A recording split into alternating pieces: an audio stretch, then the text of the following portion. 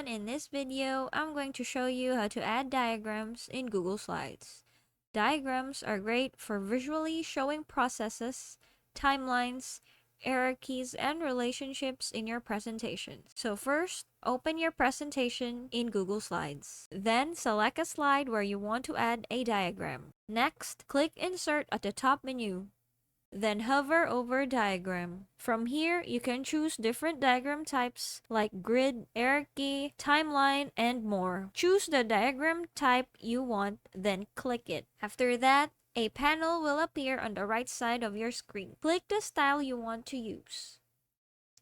Once selected, the diagram will instantly appear on your slide. You can move, resize, and edit the diagram just like other objects in Google Slides.